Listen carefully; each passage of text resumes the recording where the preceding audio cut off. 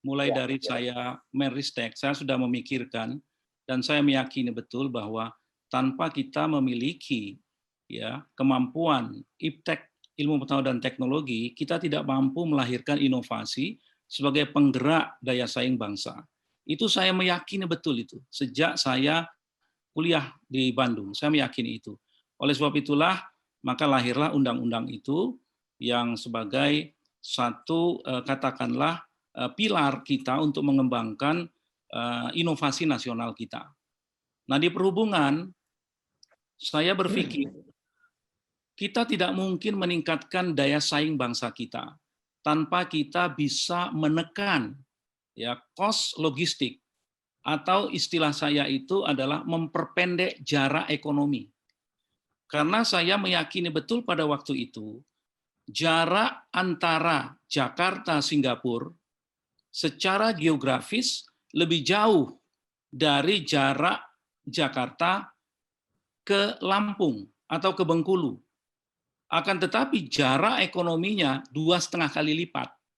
Artinya ongkos yang harus kita bayar dari Jakarta ke Singapura separuh dari ongkos kita membawa barang dari Jakarta menuju ke Bengkulu. Kalau itu tidak kita benahi, maka kita tidak akan pernah mampu bersaing. Dengan kata lain, kos logistik kita sudah melebihi 30% dari GDP kita. Dan ini termahal di kawasan ASEAN. Oleh sebab itulah maka pada waktu itu lahirlah cetak biru, sistem logistik nasional. Targetnya jelas adalah connectivity. Bagaimana secara domestik kita terintegrasi, akan tetapi dan juga secara global kita terkoneksi. Maka lahir cetak biru itu yang kita sebut dengan sistem logistik nasional, yang kemudian ini menjadi pilar juga di dalam konektivitas. Ketika saya di Menko, memori itu muncul semua. Lalu pada bulan Desember, tanggal 10 Desember di Bogor, saya memaparkan tentang konektivitas. Intinya adalah bagaimana upaya kita secara nasional meningkatkan daya saing kita dengan membangun sistem konektivitas kita yang handal. Baik konektivitas laut, darat, udara, serta konektivitas ICT. Nah, pilar ini saya yakini akan bisa mengatasi persoalan-persoalan logistik kita yang membuat daya saing kita rendah. Lalu Presiden memberikan arahan, kenapa itu tidak dipercepat dengan sistem. Jadi tidak hanya berhenti pada konektivitas, akan tetapi juga bagaimana sistem inovasi nasional kita, ya kita gabungkan juga dengan pembangunan wilayah atau mengatasi ketimpangan spasial kita yang tertumpu di Jawa, maka konsep awal lahirlah Master Plan Percepatan Perluasan Pembangunan Ekonomi Indonesia. Jadi, ya, yang kedua, ini yang pertama. Yang kedua, kita harus melihat juga pada waktu itu, secara geostrategis dan geoekonomi, terjadi pergeseran pusat gravitasi ekonomi dari barat menuju Asia. Ya, bisa dikatakan Asia sebagai kawasan pusat pertumbuhan baru yang tinggi dan sekaligus menjadi pusat investasi, tujuan investasi. Itu kalau kita melihat Asia, kita melihat Tiongkok, kita melihat Jepang, kita melihat Korea, kita melihat ASEAN. Ini yang pertama. Yang kedua, kita melihat ASEAN. Dengan ASEAN Chartered, maka ASEAN Integrity akan terjadi pasar tunggal ASEAN. Pasar tunggal ASEAN ini mempunyai implikasi bahwa terjadi satu menyatunya ya pasar di ASEAN atau pasar tunggal tadi berimplikasi kepada ASEAN, 600 juta masyarakat ASEAN menjadi pasar yang besar. Oleh sebab itu kita tidak ingin ASEAN hanya menjadi pasar. ASEAN harus menjadi production base atau pusat produksi. Oleh karena ini sudah menjadi pasar tunggal, maka 10 negara ASEAN akan bersaing untuk menjadi production base.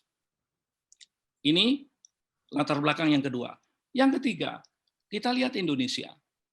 Indonesia ya memiliki secara geografis sangat strategis, diapit oleh dua samudra yang merupakan kawasan perlintasan arus barang dan jasa terbesar di dunia, Pasifik, ya, kemudian juga Samudra Hindia, juga alur laut kepulauan Indonesia, 4 alki kita, dan kepulauan-kepulauan kita yang sangat strategis, dan kita memiliki sumber daya alam yang terbesar dibandingkan dengan negara-negara ASEAN lain. Namun, kita memiliki kelemahan, yaitu infrastruktur, dan juga kita memerlukan investasi. Oleh sebab itu, maka Indonesia harus meningkatkan daya saingnya agar kita tidak hanya menjadi tujuan atau pasar bagi negara-negara ASEAN lain maupun negara-negara di dunia lain. Kita harus meningkatkan daya saing kita untuk menjadi negara tujuan investasi, sekaligus kita mengembangkan wilayah pusat-pusat pertumbuhan baru kita. Inilah dasar-dasar pemikiran kita, mengapa kita penting kawasan ekonomi khusus. Yaitu pertama, kawasan ekonomi khusus ini adalah untuk meningkatkan basis-basis produksi kita yang memiliki nilai strategis, sekaligus pengembangan wilayah kita untuk mengatasi ketimpangan spasial yang terjadi, yang terpusat di Jawa. Ini penting artinya untuk keadilan kita. Namun KEK sendiri tidak cukup, karena KEK itu adalah kawasan ekonomi yang terbatas, ya, memiliki batas di daerah tertentu. Kita menginginkan pembangunan di seluruh wilayah tanah air kita. Nah, maka lahirlah MP3I itu, di mana kawasan ekonomi khusus adalah merupakan bagian utama, bagian terpenting dari Master Plan Percepatan Perluasan Ekonomi Indonesia yang kita harapkan di setiap koridor, ya, lahir kawasan-kawasan ekonomi Indonesia yang bisa meningkatkan keunggulan komparatif kita, sumber daya alam kita yang tidak ada tandingannya itu, dengan keunggulan-keunggulan kompetitif. Inilah kira-kira, Mas Raja, mengapa kemudian kita fokus dua-duanya bergerak seiring, ya, karena KEK sendiri tidak cukup, karena KEK kawasan ekonomi khusus. Kita tidak hanya ingin membangun itu saja, kita ingin membangun Indonesia.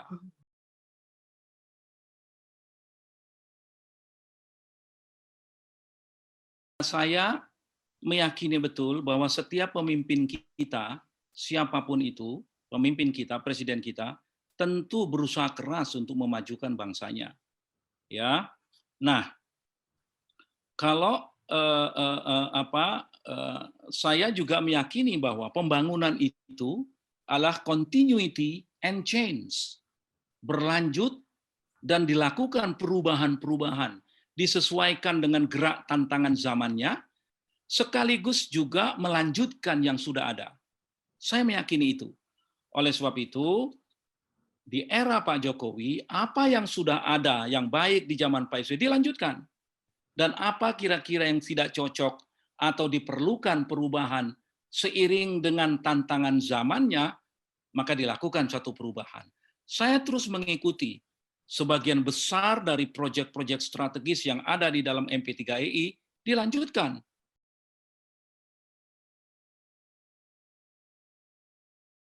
Bahwa apa yang kita kerjakan ini, mulai dari KEK, MP3I, apa yang kita pikirkan, ini sesuatu yang saya harapkan bisa dilanjutkan terus kepada pemimpin-pemimpin kita berikutnya. Karena ini sebuah pemikiran yang baik dan melibatkan seluruh stakeholder, mulai dari bottom up, top down, semua terlibat. Oleh sebab itu sayang kalau ini tidak berlanjut. Nah, saya meyakini ini akan berlanjut karena ini strategis dan baik sekali. Kalaupun itu kita mengalami hambatan dalam capaiannya, tentu kita tidak boleh meninggalkan itu. Kita harus terus bekerja keras. Dinamika yang saya hadapi, Mbak, begini, kita bicara dulu tentang KEK ya. Pada waktu di Menteri Perhubungan, saya itu betul-betul kadang-kadang merasa capek dan sesekali frustasi juga melihat bagaimana konektivitas atau sistem logistik kita tuh begitu mahal dan awut-awutan. Saya ambil contoh misalkan ya, kita sudah memiliki yang disebut dengan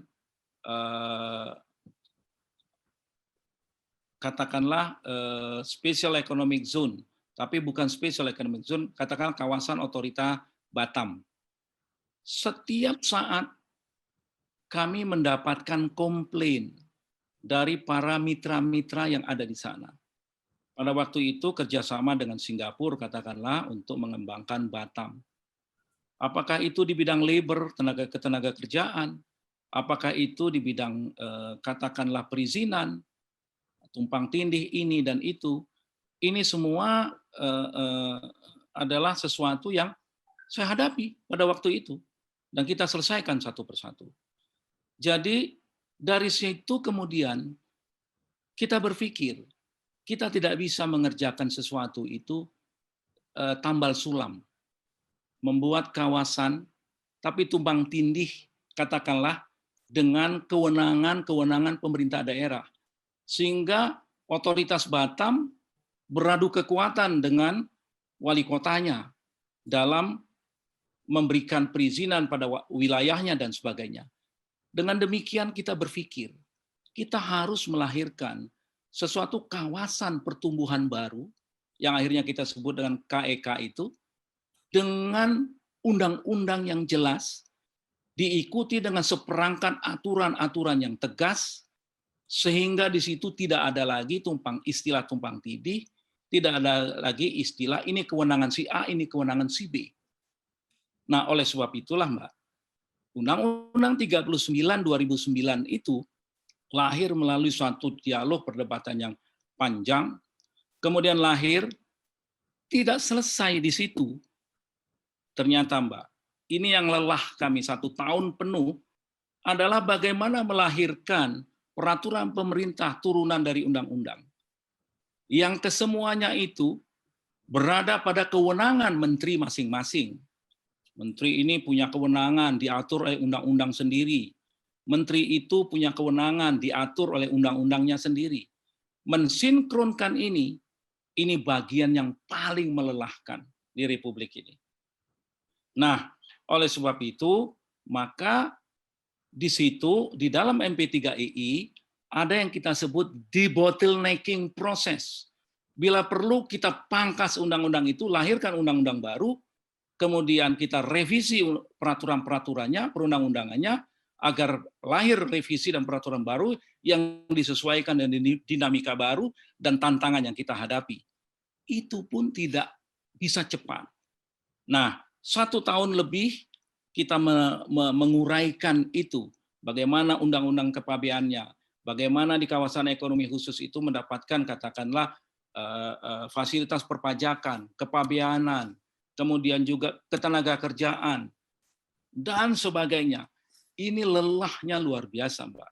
Berhari-hari, bermalam-malam, kerjaan di Seknas itulah yang paling melelahkan. Jauh lebih lelah daripada membahas sebuah usulan kawasan ekonomi khusus.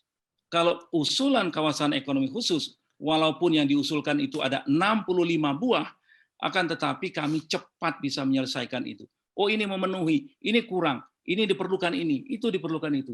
Tapi kalau sudah membahas bagaimana fasilitas kepabeanannya, bagaimana fasilitas perpajakannya, bagaimana ketenaga kerjaannya, bagaimana sinkronisasi dengan pemerintah daerah, bagaimana pembebasan lahannya, bagaimana ini itu, luar biasa Mbak Upi, capek dan lelahnya. Tapi alhamdulillah itu berhasil. Nah, oleh sebab itu, kalau dilihat di dalam report, 2010-2014 ya, target kita untuk menyelesaikan KEA bisa 100%, tapi target kita untuk mensinkronkan peraturan dan sebagainya 95%.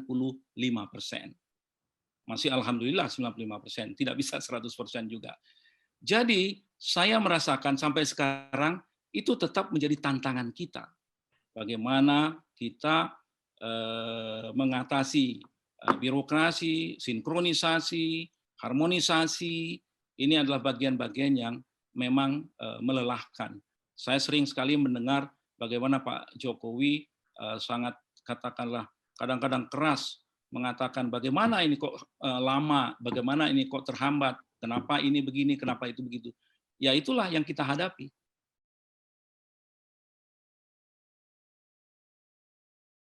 Menurut saya hambatan-hambatan akan selalu ada, ya, karena banyak sebagian orang tidak suka dengan katakanlah perubahan. Ya harus kita akui, ada walaupun mungkin sudah tidak banyak lagi. Tidak suka dengan perubahan. Tapi kita memerlukan perubahan. Bangsa ini harus melakukan transformasi besar untuk meningkatkan daya saingnya dan membangun perekonomiannya agar kita bisa mencapai tujuan kita mensejahterakan rakyat kita. Nah, menurut saya itu pekerjaan yang tidak akan pernah berhenti. Karena kita akan menghadapi tantangan-tantangan baru. Negara-negara lain pun ya meningkatkan katakanlah pelayanan-pelayanan yang lebih baik lagi. Dan kita tentu saja harus meningkatkan juga daya saing kita.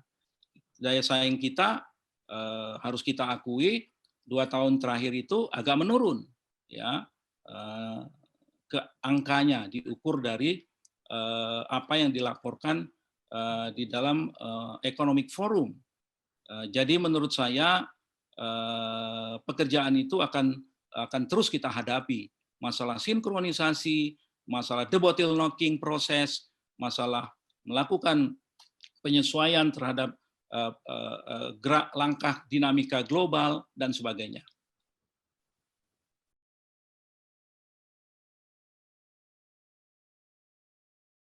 Saya ingin melihat saja dulu ya. Melihat katakanlah 5 kawasan ekonomi khusus yang kita tetapkan. Dari 65 usulan. Jadi Mbak Upi, kalau ada 65 usulan, yang kita tetapkan ada 5, artinya 5 ini terbaik dari 65 usulan. Keunggulan-keunggulan, kesiapan-kesiapan, dan sebagainya. Misalkan, yang pertama kita keluarkan itu adalah kawasan ekonomi khusus pariwisata Tanjung Lesung. Memang kita tidak ingin membangun kawasan ekonomi khusus berbasis industri manufaktur di Jawa. Karena kita justru ingin heavy industry ya dan industri-industri yang sejenis manufaktur itu kita dorong keluar Jawa dengan memberikan insentif-insentif agar investor tertarik. Itulah kawasan ekonomi khusus. Sedangkan pariwisata kita berikan Tanjung Lesung. Dalam pikiran saya pada waktu itu, dengan terhubungnya koneksinya, ya Selat Sunda, ya. Jadi Selat Sunda itu bukan tujuan, Mbak. Jembatan Selat Sunda itu bukan tujuan, tetapi konsekuensi dari membangun kawasan Selat Sunda. Karena kawasan Selat Sunda itu, ya, ada 3 kawasan ekonomi strategis yang kita bangun.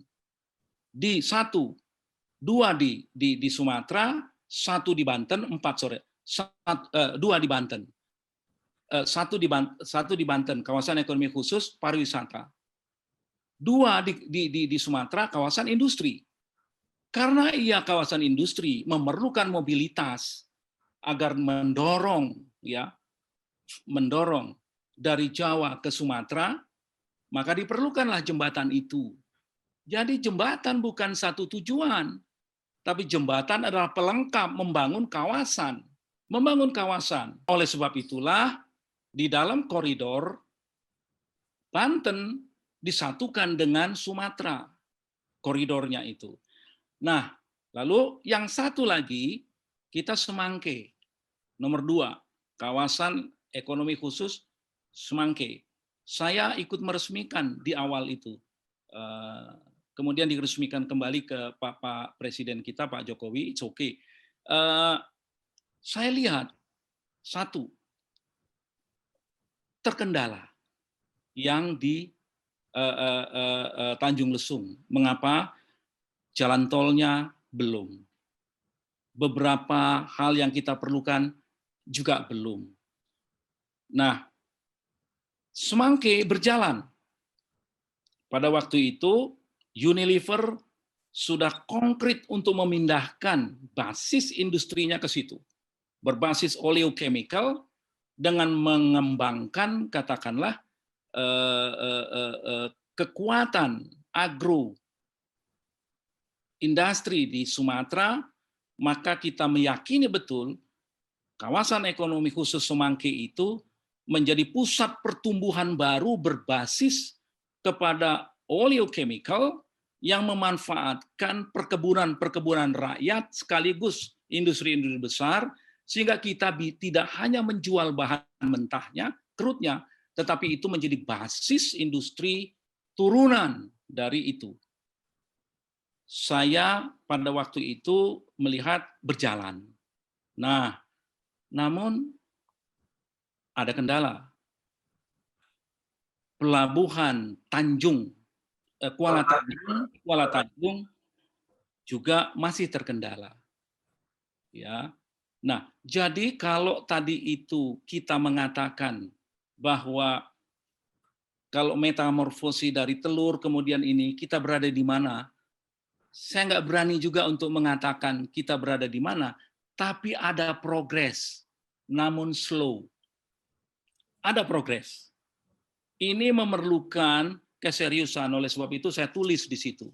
Apa yang dikatakan oleh Michael Porter itu, kalau kita tidak bisa membangun industri yang kompetitif di sebuah kawasan ekonomi khusus, maka kita akan kalah bersaing.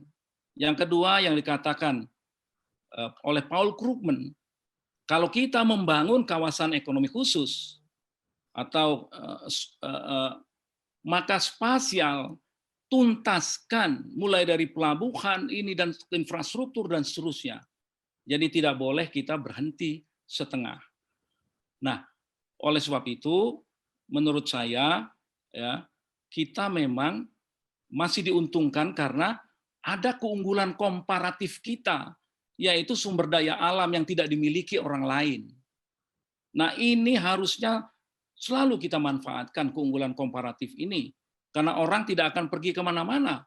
Kalau misalkan kita membangun kawasan ekonomi khusus di Sulawesi yang berbasis kepada nikel, orang mau bangun di mana? Walaupun kita masih tersendat-sendat infrastrukturnya, orang akan tetap membangun di sana, karena nikelnya ada di sana. Itu yang saya maksud. Jadi kawasan ekonomi khusus yang harus kita bangun itu harus betul-betul secara strategis memiliki nilai kompetitif yang tinggi, memanfaatkan nilai-nilai komparatif yang kita miliki, keunggulan sumber daya alam kita. Jadi tentu ada yang tersendat-sendat, ada yang tidak. Kalau nanti kita misalkan ingin kawasan ekonomi hijau dan sebagainya, itu bukan berarti kita membangun kawasan baru. Ya, kawasan Semangke dijadikan kawasan ekonomi hijau, artinya kita melakukan transformasi, kemudian juga yang di Palu kita harus menuju kepada kawasan ekonomi hijau, tidak ada masalah. Kita bertahap. Tapi sekali lagi saya katakan, apa yang dikatakan Michael Porter, Paul Krugman, itu harus menjadi perhatian kita utama. Dan ingat, Pak, bangsa kita juga harus menjadi bangsa yang entrepreneurship. Kalau tidak ada bangsa yang entrepreneurship, sebagaimana dikatakan Maria Makuzatu yang saya tulis itu, maka yang berdagang di situ bukan orang kita, Mbak, orang lain. Gitu. Inilah rangkaian kawasan ekonomi khusus harus terintegrasi dengan pikiran-pikiran seperti itu. Kalau kita tidak mempersiapkan semua itu, maka kita akan diisi oleh orang lain. Nah, itu setidaknya itulah yang menjadi pikiran-pikiran saya. Jadi saya tidak ingin mengatakan kalau sekarang kita masih telur baru mau menetas, tidak. Sudah lewat kita menetas. Tapi kalau kupu-kupu itu barangkali kita belum terbang jauh, mungkin kita sudah terbang, tapi ya pelan lah terbangnya, belum bisa terbang jauh gitulah kira-kira Mbak Upi.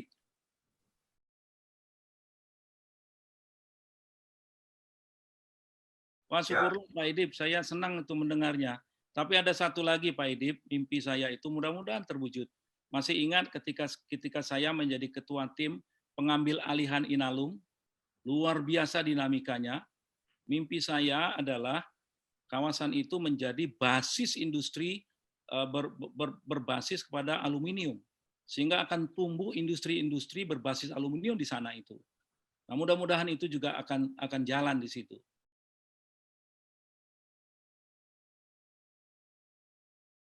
Terus terang saja ya, menyatukan satu satuan waktu itu adalah pemikiran pada waktu saya di Menristek bersama teman-teman. Kemudian dibawa, lalu saya lemparkan itu menjadi isu yang besar sekali. Dan saya sudah melakukan paparan berkali-kali. Berapa keuntungan kita di situ. Jadi kita selama ini selalu tertinggal informasi dengan ketika pasar di Singapura sudah buka, kita belum apa-apa. Pertama, kita itu bisa mengintegrasikan dengan pasar ASEAN sekaligus. Yang kedua itu kita bisa mengurai kemacetan dan sekaligus juga menghemat ya. Dan yang ketiga itu adalah sekaligus ini menyatukan ya. Sebagai bangsa ini kita akan lebih komunikasinya lebih bagaimana gitu ya. Memang akhirnya isunya itu kenapa batal? Munculnya isu politis. Misalkan pada waktu itu Pak JK menghantam saya katanya, apa kau mau biarkan orang di sana masih gelap berjalan nanti dia ditangkap macam-macam lah. Isunya akhirnya isu politis. Saya tidak ingin ada kegaduhan ya. Lalu kemudian saya mengerem pada waktu itu. Ya lebih kepada itu. Tapi saya tetap meyakini hingga saat ini setidaknya ya waktu Indonesia Barat dengan waktu Indonesia Tengah itu harus satu. Mungkin kalaupun mau bertahap Indonesia Timur mungkin 1 jam, it's okay. Tapi kalau 3 zona waktu terutama Barat Pak, kita dengan Singapura kalah 1 jam itu merugikan kita Pak.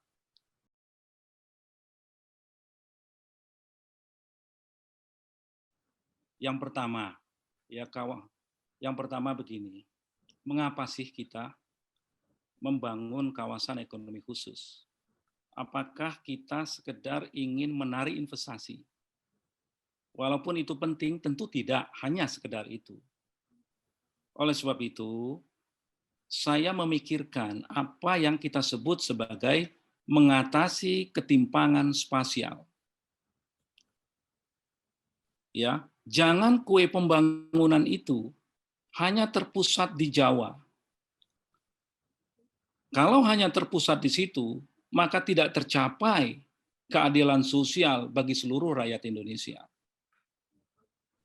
Oleh sebab itu, kehadiran kawasan ekonomi khusus di satu wilayah yang kita tetapkan, jangan sekedar perpanjangan tangan dari apa yang kita sebut dengan pemain global yang berada di Jawa atau dimanapun yang tidak memberikan katakanlah value added kepada masyarakat di mana KEK itu berada.